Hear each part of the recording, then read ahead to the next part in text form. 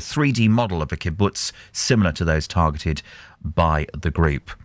Well, with me this morning for the review, delighted to welcome back Oliver Dobbs from Truro. He grew up in Polperro. He's a writer. He's also studying theology at Oxford. Morning again, Oliver. Good morning, James. Nice to see you. Yeah, you too. You can't escape the big political story on the front pages this morning. No. I wonder what you've made of what's happening and how the papers are reporting the latest twists and turns in Westminster.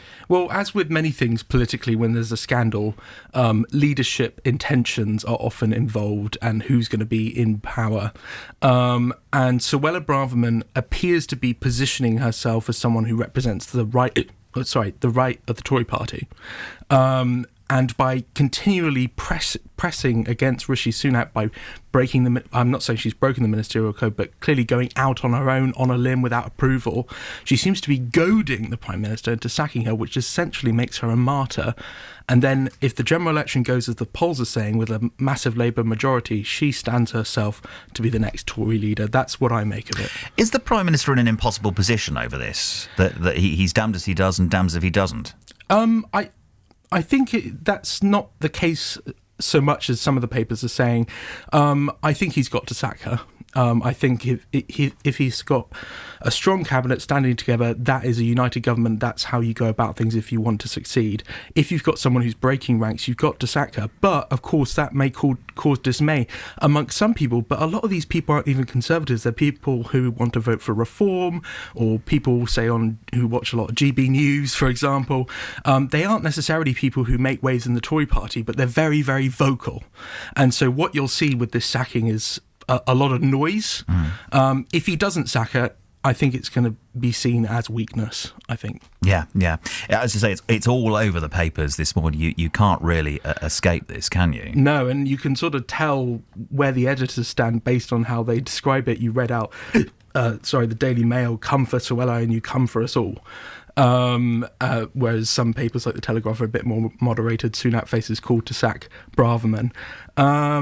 It's unavoidable. Every paper loves a story where there's, how long can she last, dangling by a thread? How long can the lettuce last? You remember the lettuce? Oh, yes, yeah, with Liz Truss, yes, and of course. when it is this saturated on the papers, you've just got to think that, unless he sacks her, it's just building up pressure. It's building up pressure. Well, we'll see how that unfolds. You found something a little bit lighter as well in the papers today. And you kind of teased me a moment ago, but gave me no more detail. I'm intrigued by this. I think this is almost a more money than sense story, but go on. Yeah, so Dior, ahead of Christmas, I suppose, has come out with a fragrance for babies, which only costs £230. And it is, the way they describe it is that it's the baby's very first step into fragrance. Oh. £230 for 100 millilitres, but that's not just it. They also have a scented water called Bon Itole, which goes for £80. Creams, waters, all starting around £80, going up to £250. No, I'm not a dad, but I've been down that aisle. I've seen the baby stuff that's down there. And 9 times out of 10, I noticed it's fragrance-free. And also, the smell of a new baby is quite sweet, providing they haven't been unwell. But I can't understand why they think there's a market for that. Yeah, and there's even concern about it. So here in the Daily Mail, Claire Coleman gives the female verdict and says, why would you mess with their delicate skin with fragrances and potions? It does seem a bit counterintuitive, doesn't it? And also just a money grab from parents who may be obsessed with brands or something like that. It just... there's something not quite right about it, but also something deeply funny about it. It's intriguing, that's for sure. There is a lot of talk as well about remembrance, understandably, in the papers and reflecting on that. You've got your, I thought for a moment you got your little poppy badge on there, but I think it's another badge. It looks a little like one of those enamel poppy badges. I'd love you to just have a quick listen to this story, which I absolutely love that is in the news today, because a lot of people, understandably, remembering the human sacrifice, but there were animals as well that played their part in the war. A carrier pigeon that helped save the lives of 6 airmen after the Second World War bomber crashed into the North Sea has been honoured with a bronze statue. This is a great story. Even better is the name of the pigeon, Winky. The pigeon was one of the first recipients of the Dickin Medal, the animal equivalent of the Victoria Cross. Take a listen to the BBC's Lorna Gordon, who has the remarkable story of Winky the pigeon. The badly damaged Beaufort bomber ditched in the freezing waters of the North Sea after returning from a mission over Norway. It was common practice at the time to carry pigeons on military aircraft for last-minute emergency communications, and, unable to radio the plane's position, the crew released 2 of them in the hope that at least one pigeon would make it home to raise the alarm. One never made it back, but the second, called Winky, was discovered exhausted and covered in oil by its owner in Broughty Ferry, who alerted the Air Force.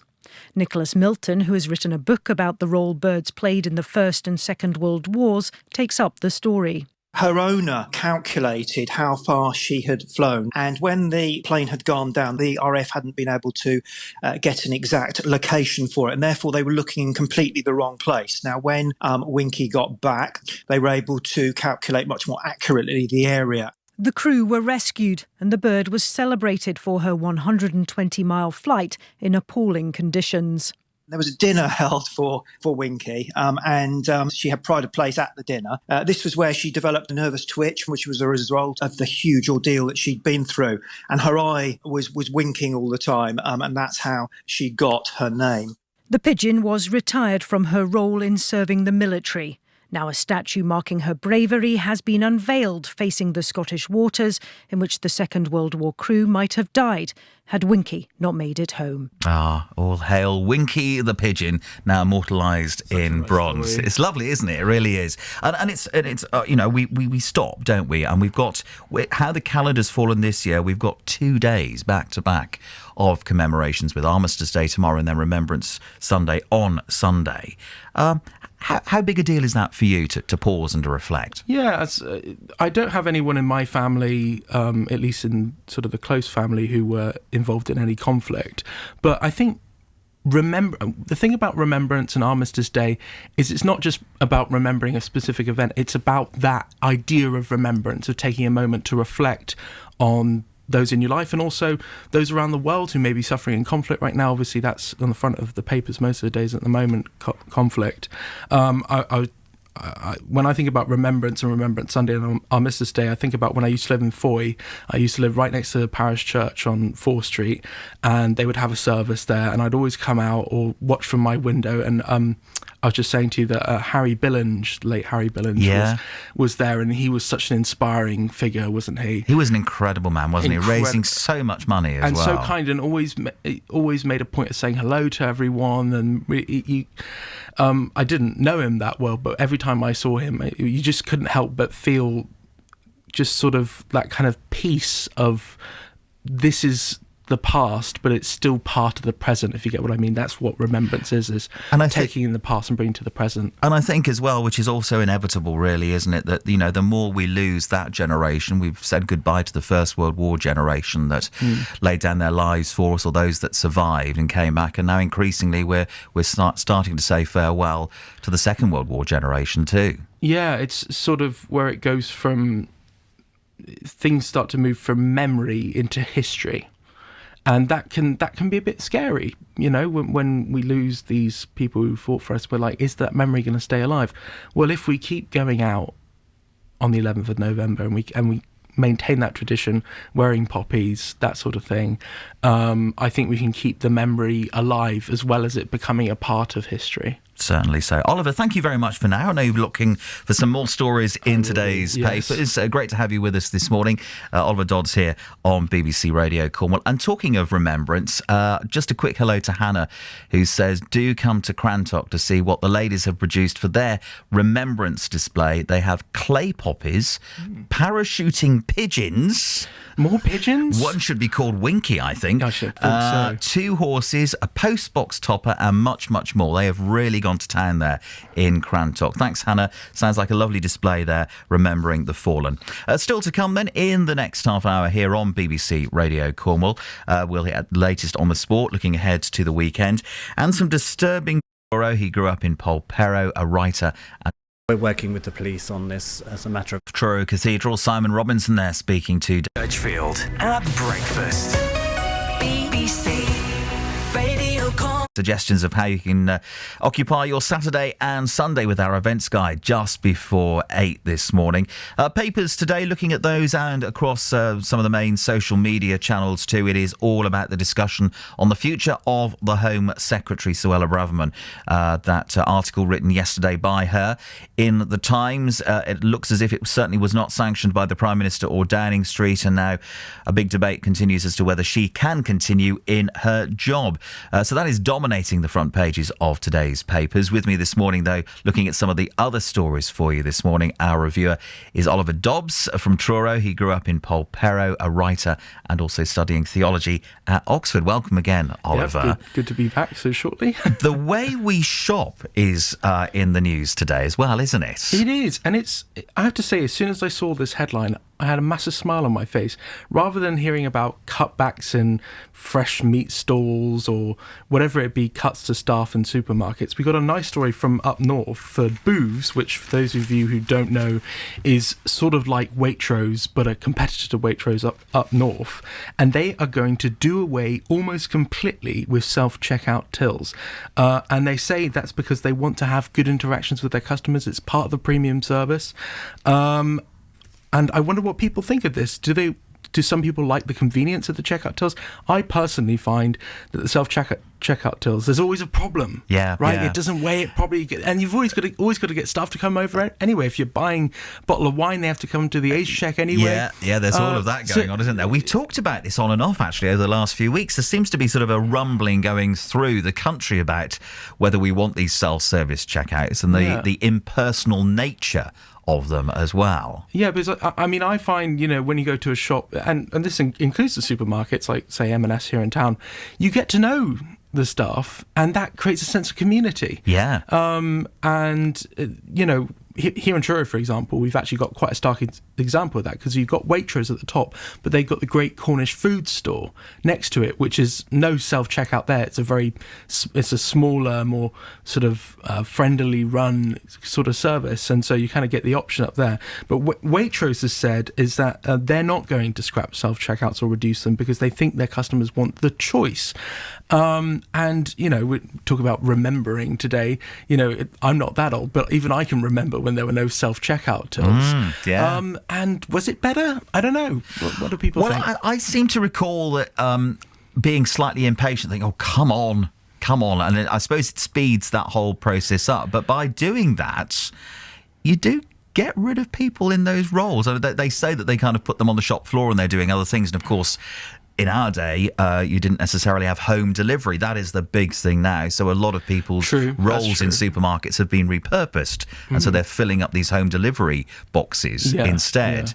But, having that interaction, it's a two-way thing. It's as much, I'm sure, for the employee to get something out of that as it is for the customer actually having that conversation. Yeah. And going back to Waitrose, because obviously this is sort of Booths up there, family up north, and it is kind of like you're either on the Booths side or you're on the Waitrose side. Really? Of the debate. And there's a sort of northern nationalism about going to Booths as opposed to Waitrose, because Waitrose is the southerners. Oh, okay. Rightio. Supermarket.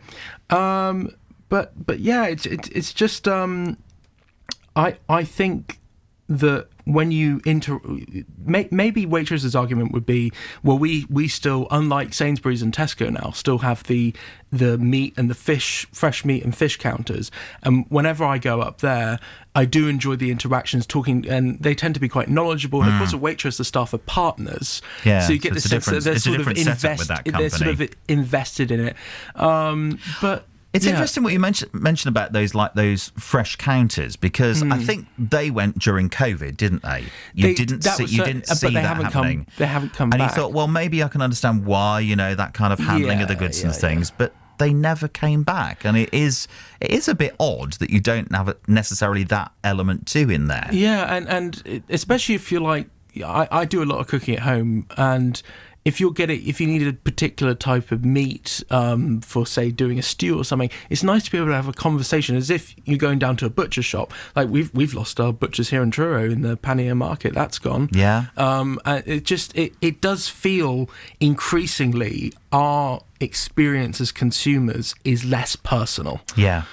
And so I am quietly quite uplifted by this story and I hope others might consider. I hope others might not necessarily cutting the number, maybe having more checkouts with people on. Yeah, exactly. Yeah, definitely. doing it that way. I think so. There's a great story as well in today's papers. It's in the Sun. I mentioned this a little earlier on about a bit of confusion where the crossroads are for the Abbey Road studios. Oh yes, I did see that. Yeah, so this is a lot of people are heading to Abbey Road Station. Well, if I don't live in London, so I might think it's in East London, isn't it? It's in East London. Yeah, it's on the Docklands Light Railway, which is a long way away. Yeah, and you'll only for the West find End of London warehouses and a rail depot rather than North London, St John's Wood, where that's where the studios are.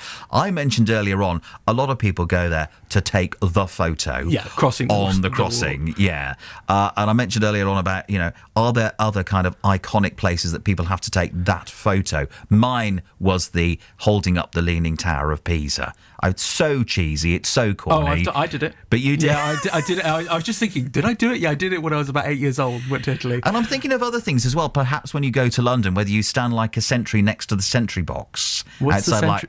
Like the horse guards, where you've got the guardsmen. Right. Well, there's a lot of controversy that, like, when I go on TikTok, there's a lot of videos of people like messing with the horses and then getting shouted. And it seems to be a competition amongst young people to get shouted out the worst by the guards, which is just so disrespectful. Yeah, it really is. I'd love to hear more of those kind of like tourist cliche photos that people may have taken in the past. Yeah, going back to the Beatles though, I read about that in the Times before I came in, and apparently there's been a resurgence of interest in the Beatles. I think that a lot of that has to do with the Disney Plus documentary about the Beatles. And also, there's the new single out as well, isn't there? And there's the new single out, which I love. I'm a huge Beatles fan. I have ever since I was a kid.